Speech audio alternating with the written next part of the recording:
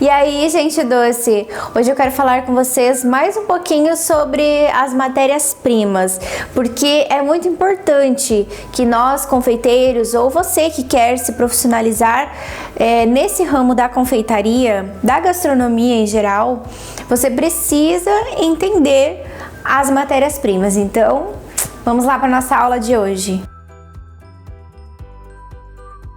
Então, primeiramente eu quero falar com vocês sobre a manteiga e a margarina. Qual delas nós devemos usar? Qual das duas é mais saudável? Vocês, eu acredito que já devam imaginar qual das duas é mais saudável, mas eu vou explicar bem direitinho aqui a diferença de cada uma. Então, a manteiga, ela é de origem animal, né? Porque ela vem da vaquinha e ela é feita através do processamento do creme de leite fresco. Se você pegar a nata, que é o creme de leite fresco, e bater, processar bastante ela, o que vai acontecer? Ela vai virar manteiga. Então ela é um processo natural. Ela é constituída de água e de gordura, e para cada 100 gramas de manteiga possuem 760 calorias. É gordura pura praticamente, né?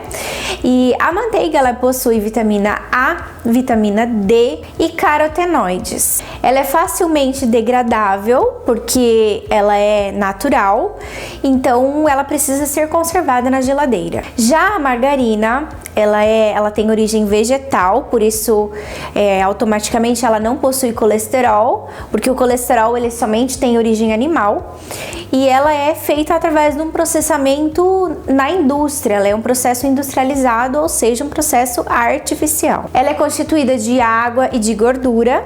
E também a margarina, assim como a manteiga, a cada 100 gramas de margarina nós temos 760 calorias. A margarina também possui vitamina A, vitamina D e vitamina E. E ao contrário da manteiga, ela pode ser conservada em temperatura ambiente por até 8 semanas. A diferença parece pouca, né? Ambas têm gorduras, ambas são constituídas de água e de gordura, 760 calorias para cada 100 gramas.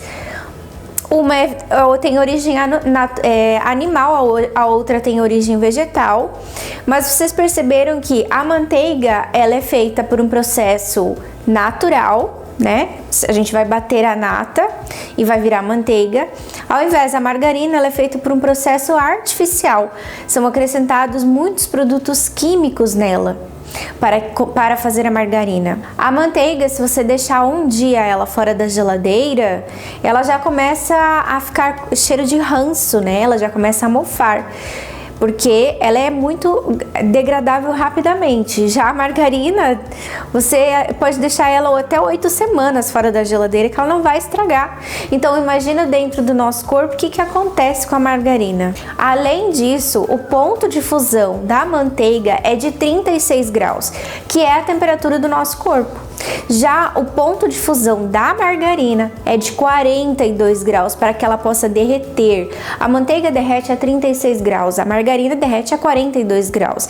Então o nosso corpo, para ele dissolver a margarina, ele precisa trabalhar muito, ele precisa sofrer, né, literalmente, para poder eliminar, e às vezes nem elimina, vai acabar obstruindo ali os nossas veias. Em geral, não vou me aprofundar nesse detalhe, só quero que vocês compreendam a diferença da manteiga e da margarina. A manteiga pode ser mais cara no mercado? Sim, mas depois não vai causar mal à minha saúde. A margarina pode custar mais barato? Sim, mas depois eu tenho, às vezes, com certeza, com o tempo, eu terei problema de dor nas pernas, de coração, de triglicerídeo alto, enfim, né? São inúmeras as consequências aí do consumo cotidiano da margarina. A diferença na hora de nós utilizarmos a margarina e a manteiga nos nossos produtos ali de confeitaria é que, se eu utilizo a manteiga nos meus produtos, ela literalmente deixa os produtos mais crocantes. Lembrem-se que a manteiga, ela tem a função de dar crocância aos produtos, tá?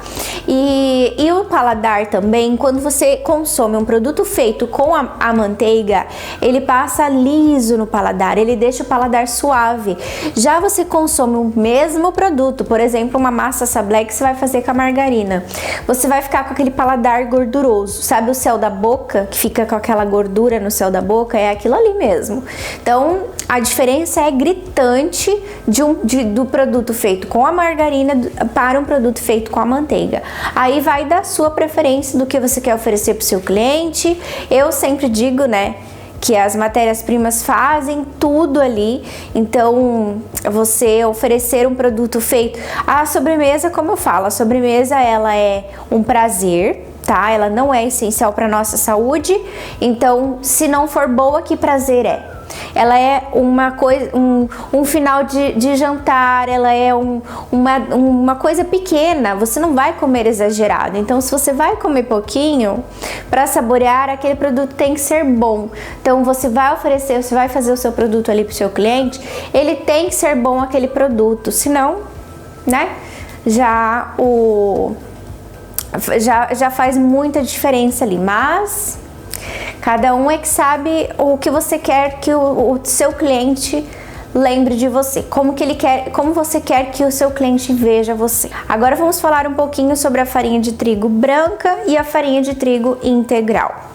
Diferentemente da farinha de trigo branca, a farinha de trigo integral, ela possui todos os nutrientes e os componentes do grão de trigo, pois ela é processada com todo o grão inteiro, a casca, e ela contém todas as fibras, contém magnésio, contém fósforo, potássio, todos os nutrientes que o grão de trigo possui. As fibras contidas na farinha de trigo integral são solúveis e insolúveis e contém também muito ferro, essencial para a nossa alimentação. A grande diferença entre a farinha de trigo branca e a integral é que a farinha de trigo branca ela passa por um processo de ultraprocessamento, ultra industrializado. Então, quanto mais processado, então por esse fato que ela perde muito seus nutrientes naturais. Já a farinha de trigo integral, ela passa por um processo muito menos industrializado, ela contém o grão inteiro, então mantém esses nutrientes e vitaminas, principalmente as fibras, que é essencial ali na nossa alimentação. Quando vocês forem fazer uma receita, um pão de ló, por exemplo, sendo a farinha de trigo mais pesada, então por causa desse grão que é inteiro, não podemos fazer um pão de ló somente com farinha de trigo integral, mas nós podemos pesar, balancear essa receita. Então eu aconselho colocar 30% de farinha de trigo integral e 70% de farinha de trigo branca ou a farinha que você for utilizar.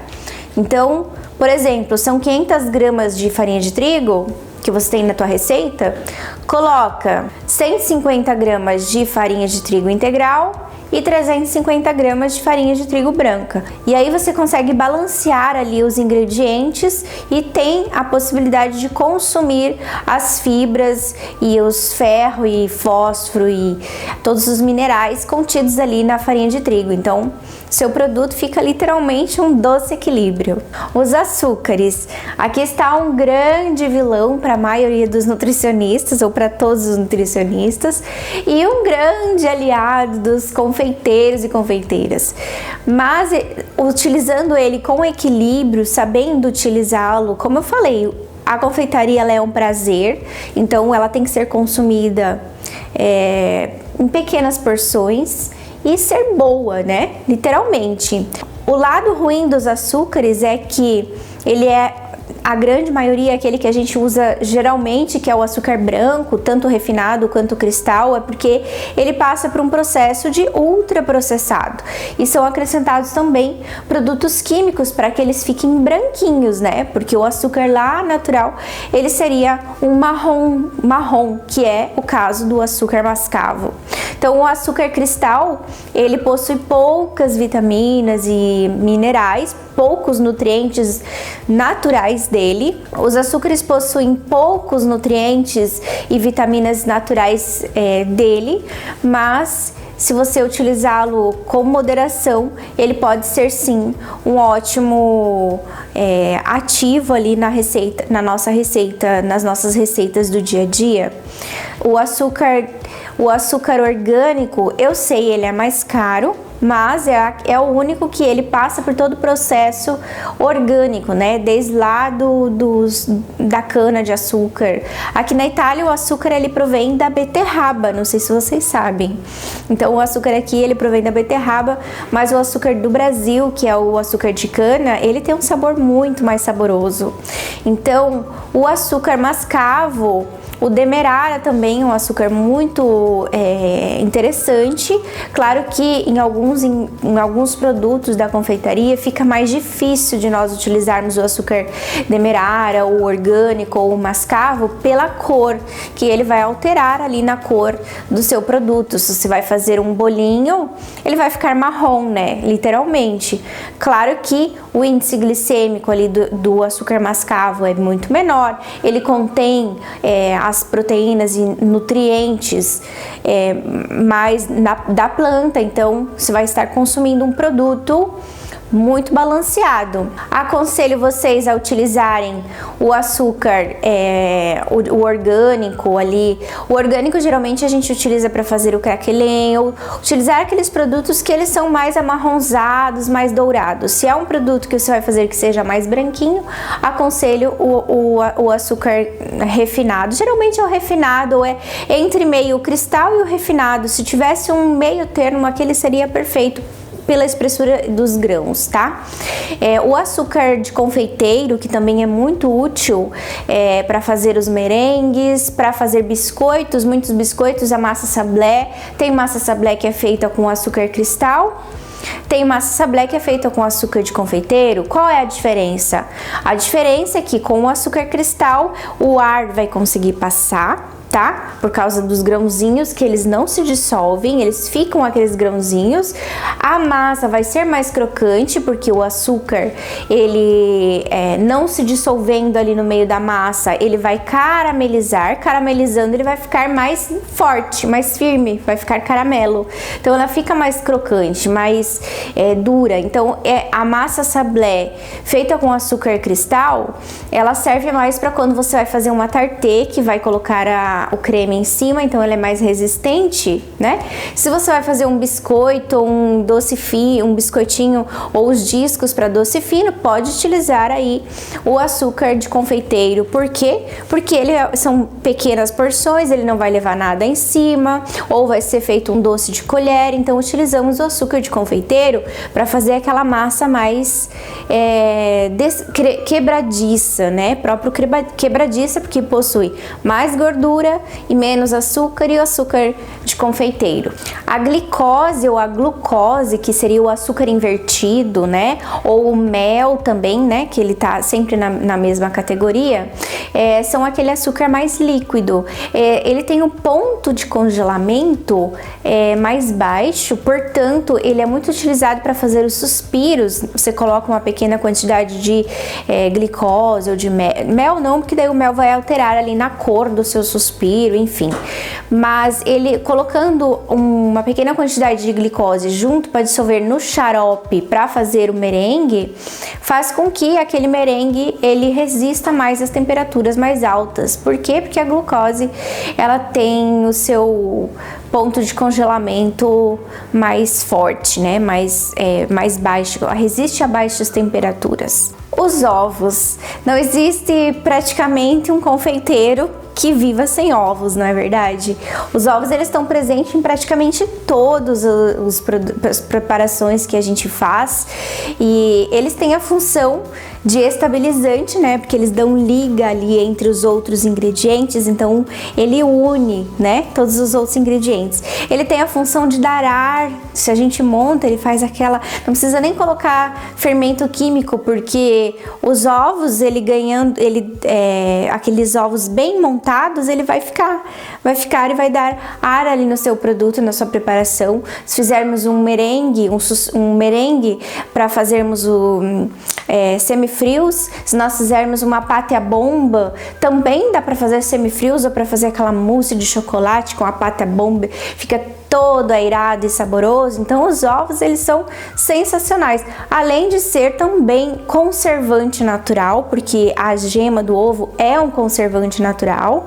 As gemas, ela possui uma parte de gordura e uma parte de proteína e uma parte de água. As claras, elas possuem proteínas e água, então só proteína e água tem as claras, em vez da gema tem proteína, água e gordura. Portanto, se você quiser substituir os ovos em uma receita, você tem que pensar que ela precisa ter essa substituição, vai precisar de proteína, de gordura e de água. Então, a proteína nós vamos encontrar aonde? Vamos encontrar nos feijões, né? Na água do feijão, na leticina do soja, que é um adensante, né? Porque o adensante ali da proteína do ovo, das claras, que dá liga. Então, a leticina de soja é indispensável. A água, né, que é o líquido, e manteiga, uma gordura, tem que acrescentar ali, substituindo sempre o peso dos ovos. E o leite também é super utilizado na confeitaria. Muito obrigada a nossa amiga vaquinha, né? As nossas queridas vaquinhas que nos dão o leite, porque o leite, além do leite em si, né? Que é muito utilizado para fazer os bolos, os mousses, os creme inglês, muita coisa. A gente tem a nata, né? O creme de leite fresco, que é extremamente utilizado na confeitaria aqui da Europa. O creme de leite fresco, que é a nata, é muito utilizado em todas as preparações praticamente dos doces finos. Sempre tem o creme de leite fresco. Por quê? Porque ele é fresco, porque ele é natural, porque ele é saudável, né? Digamos, a nata, ela possui várias vitaminas e nutrientes. O leite em geral possui vitamina B9, B12, vitamina B2. Ele ajuda também no crescimento dos cabelos, fortalecimento dos cabelos. Então, eu sempre procuro analisar qual é os nutrientes que nós vamos ter ali dentro de um bolo, de um doce fino, e não ver o doce como um vilão. Ver ele como uma fonte de vitaminas, uma fonte de prazer, tá? Tentar colocar maior dessa riqueza da natureza que Deus nos deu dentro ali para fazer um doce, porque a confeitaria é um ramo, uma ramificação da gastronomia em geral. Então, se a nutrição, por exemplo, ela está no ramo da gastronomia, a confeitaria ela é um galho ali da árvore da gastronomia. Então, ela não pode ser considerada como um vilão. Nós temos que tentar usufruir das belezas da natureza que Deus nos deu. Então, o leite, a nossa vaquinha, ela nos dá os queijos, né? Conseguimos ter os queijos. Aí a gente faz pão de queijo, né? Vários ali produtos. Aí a gente tem a ricota, temos o mascarpone, temos o cream cheese, o creme de queijo, que é muito utilizado. O mascarpone, a ricota e o creme de queijo é extremamente utilizado na confeitaria italiana, principalmente, porque o tiramisu é feito com mascarpone, temos a cheesecake fresca, que é feita com creme de queijo, mascarpone, temos o creme diplomático, que é feito com mascarpone ou com o creme de queijo. Então, o leite, seus derivados, os derivados do leite na Itália são extremamente utilizados, são muito usufruídos. E no Brasil também, né? Com certeza. Quantas delícias, né, gente, que a natureza nos dá. Então, vamos usufruir desses produtos, dessas matérias-primas. Eu falei das principais, que são as principais que nós utilizamos aqui na confeitaria, né? Que a gente consegue achar elas no mundo todo. A farinha, né? Farinha branca, farinha de trigo integral, os açúcares, as gorduras, os ovos, o leite e seus derivados. Então vamos aproveitar e fazermos doce com mais equilíbrio. Se vocês gostaram, deixa seu like pra mim, deixa aí seu joinha. Se ainda não se inscreveu, se inscreva no canal, que eu fico muito feliz quando você ver o canal crescendo, ver que vocês estão buscando informação, ver o meu trabalho, que eu estou aqui trazendo informação para para vocês que vocês estão crescendo junto comigo, tá? Compartilhem com quem vocês acham que vão se beneficiar desse material, deste conteúdo. Comenta aqui embaixo para mim o que vocês acham dessas aulas. Um beijo grande no coração e nos vemos no próximo vídeo.